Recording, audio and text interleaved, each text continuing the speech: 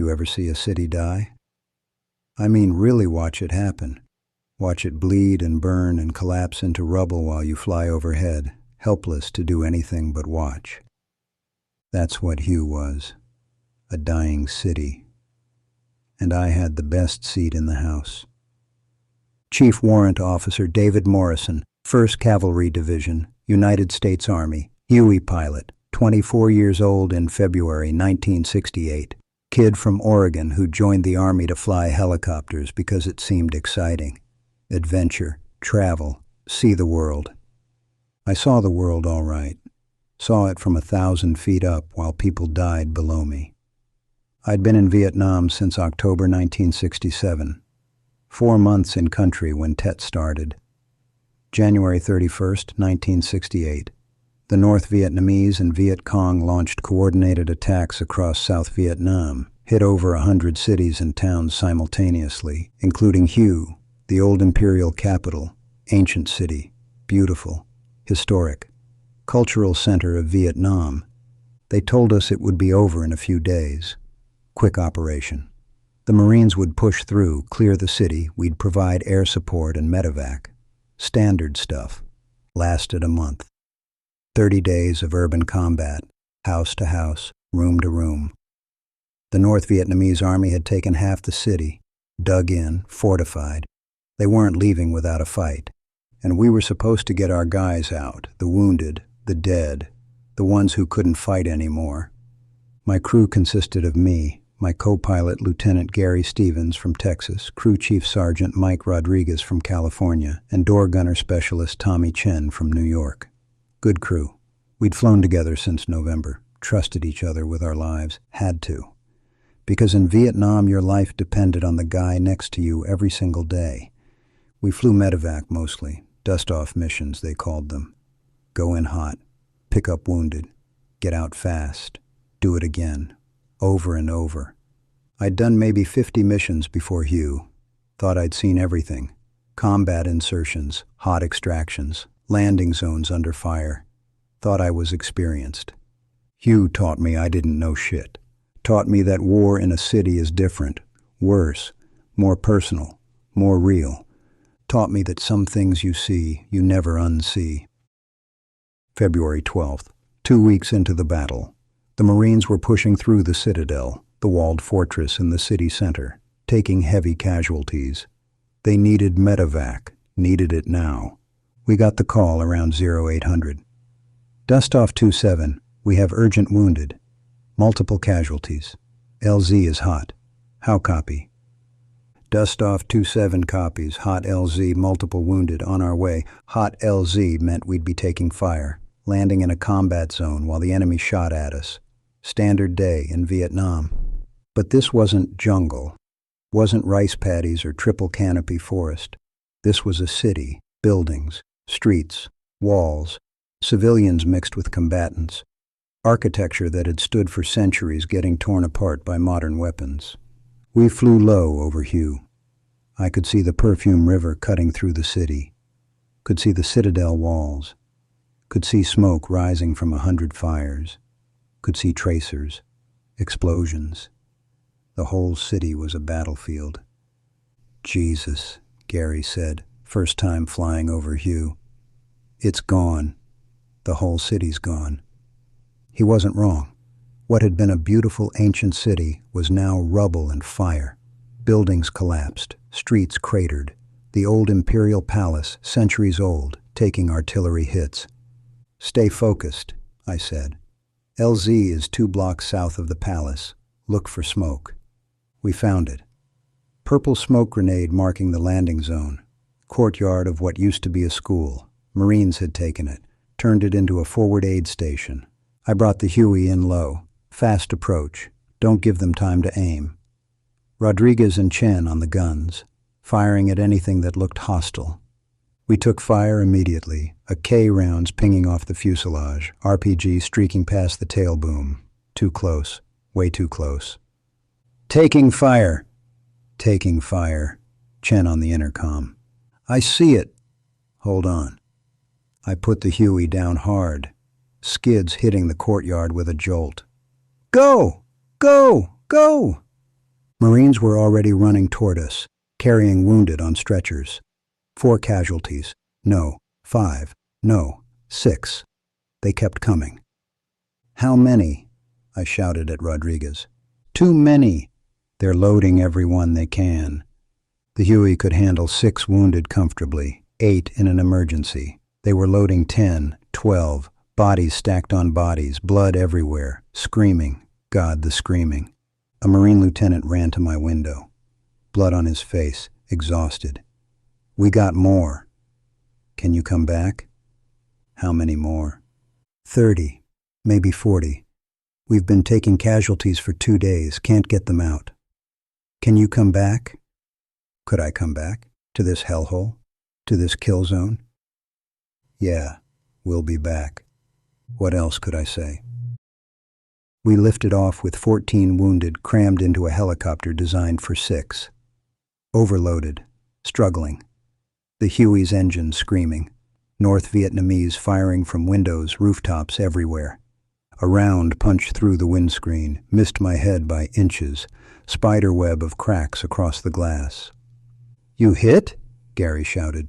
"No, keep us level." Another round hit the tail, red warning light, hydraulics failing, the cyclic getting stiff in my hands. Had to fight the controls.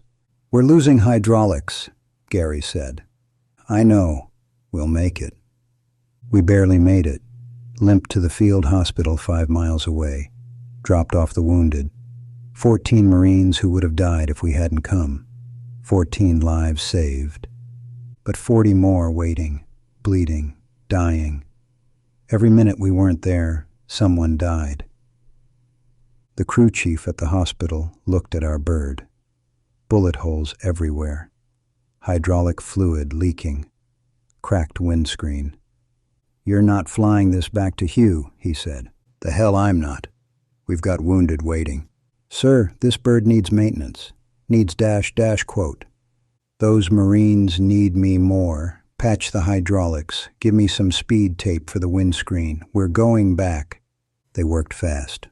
Got us flyable. Barely. Gary pulled me aside while they worked. "Dave, we don't have to do this. We made one run. We did our job. Let another crew ... There is no other crew. Everyone's committed. We're it. Then let's at least wait for a better bird. Those guys don't have time to wait." He looked at me. Knew I was right. Knew we had to go back. "All right. Let's do this." We flew back to Hugh. Back to that courtyard. Back to hell. Second run was worse. More fire. Heavier. They'd had time to reposition. To set up. We took an RPG through the cargo bay. Went straight through. In one side, out the other. Didn't explode. If it had exploded, we'd all be dead. Rodriguez was hit. Shrapnel in his leg. Kept firing his gun anyway. Kept covering the Marines loading wounded. 16 that run. 16 more wounded. Some were barely alive. Some were already dead, but the Marines loaded them anyway. Wouldn't leave their brothers behind. I saw a kid. Couldn't have been more than 19. Missing both legs. Conscious. Screaming. Looking at where his legs used to be and screaming. A corpsman was with him, holding his hand, talking to him. "You're okay. You're going home. You're okay." The kid wasn't okay. Would never be okay. But the corpsman kept lying because what else could he do? Third run, fourth run, fifth run. We flew until the Huey was more holes than metal. Until I was flying on pure adrenaline and fear. Lost count of how many wounded we pulled out. 50, 70. All I knew was they kept coming. Kept bleeding. Kept dying. Tommy Chen took a round through the shoulder on the 6th run. Knocked him away from his gun. He crawled back. Kept firing. One-handed. "Chen's hit," Rodriguez shouted. "Can he still shoot?" "Yeah." "Then we keep going." What else could we do? Stop? Let the Marines die? Leave them in that courtyard? We kept flying, kept landing, kept taking fire, kept loading wounded, until the Huey couldn't fly anymore. The engine quit on our 7th run, just died. We were 300 feet up, half a mile from the hospital, loaded with wounded. Engine failure! Engine failure. Gary was working the controls, trying to restart. Nothing. We're going down. Brace, brace. I auto-rotated. Let the blades spin from the air rushing up through them. Gives you some control, some lift. Enough to maybe not die. We hit a rice paddy hard. The skids collapsed. The rotor blades bent, shattered. The whole airframe twisted. But we were down. Alive. Everyone out! Move! Move! We pulled the wounded out of the wreckage, all of them alive. Somehow, miraculously, all of them alive. Rodriguez and Chen helping despite their own wounds. Gary coordinating, working together, saving lives while ours fell apart. Another Huey landed, picked up our wounded. Picked up Chen. His wound was bad, needed immediate care. Flew them out. We stayed with our bird, with what was left of it. Security team showed up, secured the area, towed the wreck away. That was it. End of mission. 7 runs into Hugh, maybe 80 wounded evacuated. 3 Purple Hearts, Rodriguez, Chen, and Gary, took a piece of shrapnel I didn't even know about until later. 1 destroyed helicopter. They gave me a Distinguished Flying Cross, gave Gary and Rodriguez air medals, gave Chen a Purple Heart and sent him to Japan for surgery. Medals and handshakes and congratulations. Mission accomplished. But I couldn't stop thinking about the ones we didn't get. The Marines still in Hugh, still fighting, still dying. The battle lasted another 2 weeks. Other crews flew the missions. Other pilots pulled out the wounded. The city fell, building by building, room by room. When it ended, Hugh was rubble. 10,000 dead, combatants, civilians, everyone caught in the crossfire. Ancient temples destroyed. Historic buildings gone. The old imperial city erased from the earth. For what? The North Vietnamese retreated. We took the city back. Victory, strategic success. But at what cost? The city was destroyed. The people were dead. And for what? I flew 70 more missions after Hugh. Combat assaults, medevacs, resupply runs, all of them blurred together. None of them as bad as Hugh. Finished my tour in October 1968. 13 months in Vietnam. Went home, got out of the Army, went to college on the GI Bill, tried to be normal. But I kept seeing that city, kept seeing it burn, kept seeing those wounded Marines stacked in my helicopter, that kid with no legs screaming, kept hearing the engine quit, the terrible silence before we hit the ground. Kept feeling like I was still flying, still making runs into that courtyard, still watching a city die from 1,000 feet up. They called Tet a turning point. The moment America started losing faith in the war. The moment people realized we couldn't win. I realized it the first time I flew over Hugh, saw what we were doing to save a city, destroying it completely, killing it to keep it alive. Nothing about that made sense. Nothing about any of it made sense. But we kept flying anyway, because that was the job.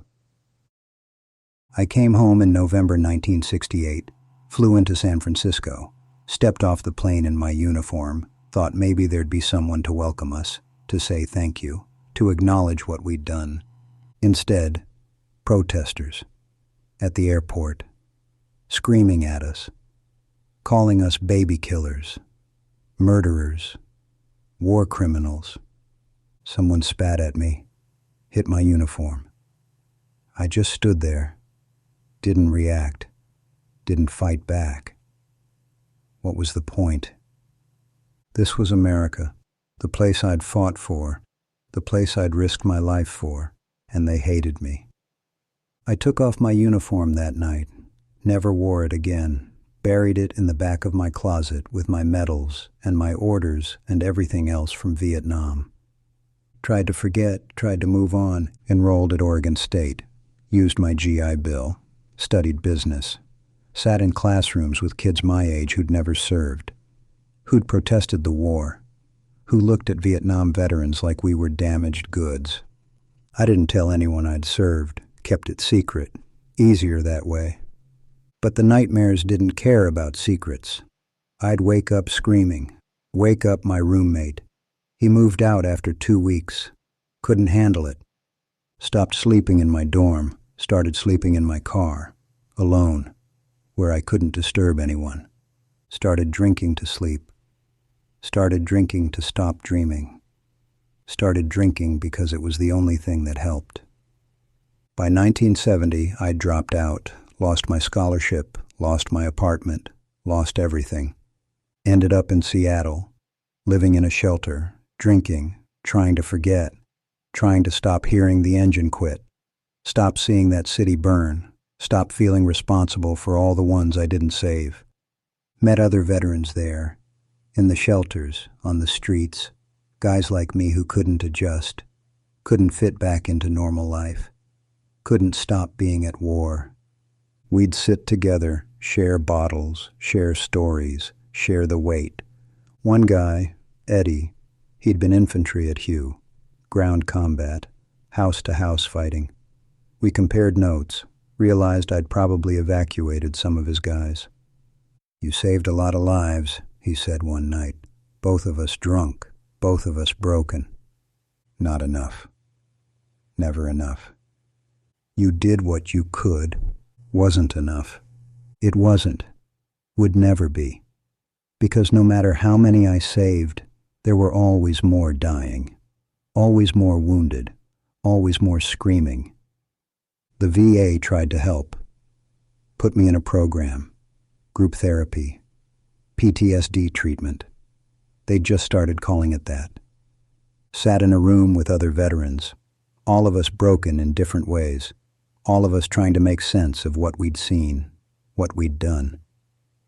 The therapist asked me about my breaking point, the moment when everything fell apart. I told her about the engine failure, about auto-rotating into that rice paddy, about pulling wounded out of a crashed helicopter. "That sounds terrifying," she said. "That must have been when you broke." "No," I said, "that wasn't it." "Then when?" "When I came home, when I realized that everything I'd done, everyone I'd saved, none of it mattered, that the war was pointless, that the city died anyway, that we'd destroyed Hugh to save it and destroyed ourselves in the process. That's when I broke, when I realized it was all for nothing." It's been 30 years since Hugh. I'm 54 years old now, sober for 12 years, have a job as a mechanic, small apartment in Portland, simple life, quiet life. But I can't fly anymore. Can't even get on a commercial plane without having a panic attack. The sound of the engines, the feeling of takeoff, all of it takes me back to that Huey, to that engine quitting, to falling out of the sky. Can't watch war movies, can't watch helicopters in films, can't hear the whop whop whop of rotor blades without my chest tightening. There's a medical helicopter that flies over my apartment sometimes. Life flight, medevac. Same mission I flew, saving lives. Every time I hear it, I have to go inside, close the windows, put on headphones, block it out, because the sound takes me back, every single time. I tried to reconnect with my crew a few years ago, found Gary through a veterans group. We talked on the phone, caught up, he was doing okay, married, kids, job with the Postal Service. "You remember Hugh?" I asked. Long silence. "Every day," he said finally. "Every goddamn day." "You ever wish we'd stayed in that rice paddy? Just not gotten out?" Another silence. Longer this time. "Sometimes." "Yeah, sometimes." "We haven't talked since. Too hard. Too many ghosts. Rodriguez died in 1985. Overdose. His sister called me, told me he'd struggled since Vietnam. Drugs, alcohol, PTSD. The VA tried to help, but he couldn't be helped. He used to talk about you, she said. About Hugh. He said it was the most important thing he ever did, that you all saved so many lives. I'm sorry for your loss, I said. Didn't know what else to say. Sorry seemed inadequate, but it was all I had. Chen made it. Last I heard he was in California, running a restaurant. Family man. One of us who figured out how to live after the war. Good for him, genuinely. Someone should make it out intact. I think about those Marines sometimes. The ones we pulled out of Hue. Wonder how many survived their wounds. Wonder how many made it home. Wonder how many are still fighting their own wars in their heads. Wonder if any of them think about the helicopter crew that pulled them out, if they remember us, if we mattered. Probably not. We were just another dust-off bird, another crew doing their job. They had bigger things to worry about, like surviving, like going home, like trying to forget. Same things we worried about. People talk about Vietnam differently now, 30 years later, and the anger has faded some. Now there's museums, memorials, recognition that we did our jobs even if the war was wrong. But it doesn't change anything, doesn't give me back the years I lost, doesn't stop the nightmares, doesn't bring back Rodriguez, doesn't undestroy Hue. The city's been rebuilt, I heard, restored, a UNESCO World Heritage Site now. Tourists visit, take pictures, learn about the history. Wonder if they know, if they understand that every restored building, every ancient temple is sitting on top of bones, that the city died in 1968 and what's there now is just a replica, a ghost of what was, like us, like all of us who fought there. We came home, but we're just replicas. Ghosts of who we were. The real us died in Vietnam, in Hue, in that helicopter making run after run into a dying city, watching it burn, trying to save pieces of it, failing. We never came back. My body made it to Oregon, got off that plane in San Francisco, went to college, got sober, got a job, looks alive from the outside, but I'm still there, still flying, still landing in that courtyard, still loading wounded, still hearing the engine quit, still falling, always falling, and the ground never comes.